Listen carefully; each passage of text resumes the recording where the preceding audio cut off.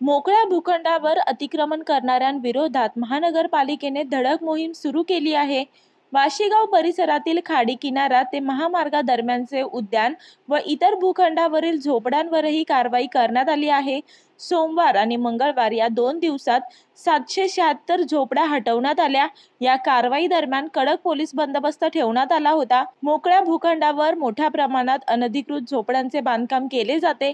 कोट्यावधी रुपयांचे भूखंड झोपड्या उभारून हडप केले जातात. वाशीगाव सेक्टर 31 परिसरात रेल्वे स्टेशन, सिडको प्रदर्शन केंद्र, देशभरातील अनेक राज्यांची भवने, IT पार्क, मॉल्स असल्यामुळे या परिसरातील भूखंडांना शहरात सर्वाधिक भाव मिळतो. परंतु मागील काही वर्षांमध्ये या परिसरातील मोकळ्या भूखंडांवर सातत्याने झोपड्या उभारल्या जात आहेत.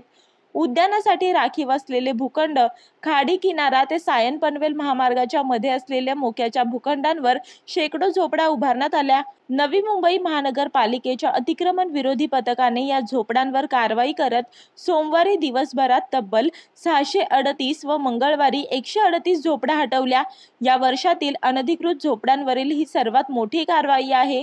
JCB आणि कर्मचाऱ्यांच्या मदतीने हे अतिक्रमण हटवण्यात आले.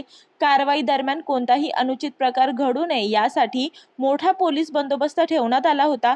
अनधिकृत झोपड्यांविरोधातील ही कारवाई सुरूच ठेवली जाणार असल्याचं महानगरपालिकेने स्पष्ट केले आहे.